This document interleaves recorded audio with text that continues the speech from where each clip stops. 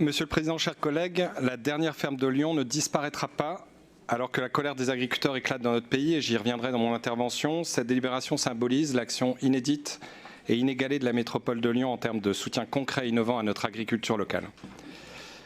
Depuis le début du mandat, la métropole travaille activement pour sauver cette dernière ferme lyonnaise située à Saint-Rambert, dans le 9e arrondissement de Lyon, sur environ 5 hectares, mais également sur la commune de Saint-Cyr-au-Mont-d'Or, avec pour plus de 10 hectares. Je suis extrêmement heureux que nous ayons enfin trouvé des repreneurs pour maintenir et développer l'activité agricole sur ce site symbolique qui fait pleinement partie de l'histoire de notre territoire, et je laisserai mes collègues lyonnais et Saint-Cyrois revenir probablement sur cette belle histoire.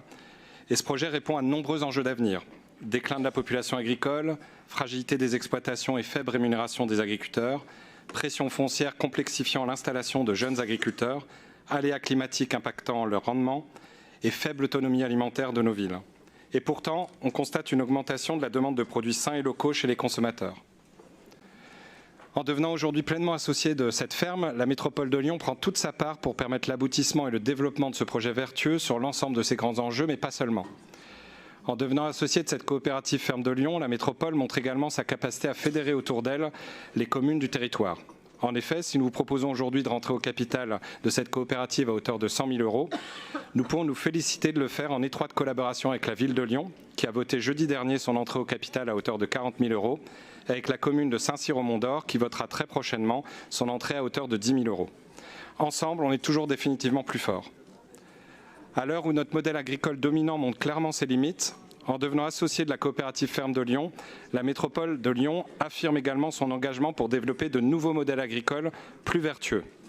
Des fermes collectives où devenir paysanne ou paysan n'est plus un parcours du combattant, mais une aventure partagée, où les risques et les moyens sont mutualisés, où les activités sont diversifiées et où les femmes et les hommes qui y travaillent sont socialement beaucoup mieux protégés. Mais aussi et surtout, en devenant associé de la coopérative ferme de Lyon, nous faisons de cette dernière ferme lyonnaise un véritable bien commun, et nous recréons un lien entre notre agriculture et notre société, un lien de confiance aussi solide et durable que représente la propriété collective. C'est donc ici bien plus qu'une simple prise de participation que nous allons réaliser, bien plus que le sauvetage d'un symbole. Il s'agit ici de défendre de nouveaux modèles pour notre agriculture, des modèles d'avenir, à la fois nourriciers pour les habitants, vertueux pour notre environnement et rémunérateurs pour les paysans. Et comme vous l'avez rappelé dans vos propos liminaires, Monsieur le Président, la métropole n'a effectivement pas attendu la colère des agriculteurs pour agir. Quand les écologistes arrivent aux responsabilités, ils décident d'augmenter massivement les moyens pour soutenir le monde agricole. Sur la métropole de Lyon, le budget agriculture a été multiplié par 4 par rapport au précédent mandat. Mais comme les preuves d'amour valent toujours mieux que les promesses et les réalisations concrètes toujours mieux que les budgets, je suis extrêmement fier que nous ayons déjà mobilisé près de 3,5 millions d'euros d'aides directes pour accompagner près de 100 projets d'installation et de développement agricole depuis le début du mandat. Au cours de ce conseil, comme chacun de nos conseils d'ailleurs depuis 4 ans, nous serons amenés à voter aujourd'hui encore toute une série d'aides directes à des agricultrices et des agriculteurs de notre territoire. Ce qui va sans dire va encore mieux en le disant, jamais notre collectivité n'a autant aidé le monde agricole que depuis notre arrivée aux responsabilités. Quand les écologistes arrivent aux responsabilités, ils protègent également le principal outil de travail des agriculteurs, leurs terres. Dans le cadre des modifications de notre PLUH, nous redonnons leur vocation agricole à plus de 150 hectares de terres qui avaient été fléchées vers l'urbanisation par nos prédécesseurs. Pour aller encore plus loin, nous continuerons également dans ce mandat à sanctuariser ad vitam aeternam les terres agricoles avec les fameux PENAP. Je remercie d'ailleurs ici Monsieur le maire de Quincieux pour notre excellente collaboration ces derniers mois, qui nous amènera dans l'année à voter ici même le passage en PENAP de plus de 1300 hectares sur la commune. Et d'autres suivront. Quand les écologistes arrivent aux responsabilités, ils comblent les défaillances de l'État. En septembre dernier, je vous proposais par exemple au vote un plan de soutien à l'agriculture biologique face déjà à l'époque à l'inaction de l'État pour accompagner ces acteurs dans la crise. Quand les écologistes arrivent aux responsabilités, ils comblent également les défaillances de notre région. Concernant le renouvellement des générations, nous avons par exemple décidé d'attribuer une aide forfaitaire de 3 000 € pour toutes les installations en agriculture biologique sur la métropole, avec un bonus de 1 000 € pour les installations dites hors cadre familial. 2 bonifications qui ont été tout bonnement supprimées récemment par la région de M. Laurent Wauquiez dans le cadre de la nouvelle dotation aux jeunes agriculteurs. Quand les écologistes arrivent aux responsabilités, ils respectent la loi. Contrairement à beaucoup d'autres, nous respectons la loi Egalim. Et nous sommes même déjà au-delà de ce que la loi Egalim demande aux collectivités en matière d'approvisionnement.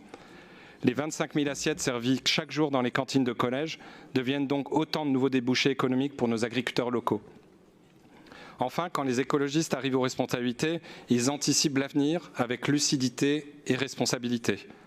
À travers, par exemple, notre plan de soutien au développement de pratiques agricoles plus sobres en eau, voté en septembre dernier, ou encore la création l'année dernière de notre ferme semencière pour développer des variétés plus résilientes au changement climatique, nous soutenons très concrètement nos agriculteurs dans la nécessaire transition de leurs pratiques. Ou encore en créant prochainement un incubateur de paysans facilitant l'installation et la reprise de fermes par de jeunes agriculteurs sur notre métropole, nous continuons à mettre en place les conditions les plus favorables à l'avenir du secteur. Bref, comme l'illustre cette dernière ferme de Lyon, et contrairement à la tendance nationale, une collectivité écologiste qui soutient les agriculteurs, c'est une collectivité où il semble faire plutôt bon pour s'installer et se développer. Alors, chers agriculteurs, ne vous trompez pas de cible. Qui fait passer les accords de libre-échange qui vous créent une concurrence déloyale? Qui a voté une PAC qui ne vous permet toujours pas de vivre dignement de vos productions? Les écologistes ou alors les gouvernements et les partis de droite et d'extrême droite qui les votent main dans la main au Parlement européen? Qui promeut une agriculture high-tech sans paysans ou qui les endette inexorablement? Qui soutient l'agro-industrie et la grande distribution qui font leur marche sur votre dos et celui des consommateurs? Les écologistes ou la majorité présidentielle actuelle et le gouvernement successif depuis des décennies? Qui laisse bétonner vos terres et ne souhaite pas respecter la loi du zéro artificialisation nette? Les écologistes ou les partis de droite et en particulier ses représentants à la région? Si nous partageons votre colère, les écologistes ne sont pas responsables de la situation actuelle. Et nous dénonçons depuis des années avec vous les véritables responsables de ce déclin de l'agriculture française. Alors, chers agriculteurs, ne vous laissez pas berner par ceux mêmes qui vous ont poussé dans l'ornière des dernières décennies et qui essayent aujourd'hui de fuir leurs responsabilités. Nous le prouvons ici depuis bientôt 4 ans. Nous serons toujours alliés, vos alliés, pour construire avec vous une agriculture nourricière pour les habitants, vertueuse pour l'environnement et rémunératrice pour les paysans. Et ce nouveau modèle, nous sommes déjà en train de l'expérimenter et peut-être même le construire ici, localement. Je vous remercie pour votre attention et pour votre vote favorable à cette délibération. Merci, Monsieur le Vice-président.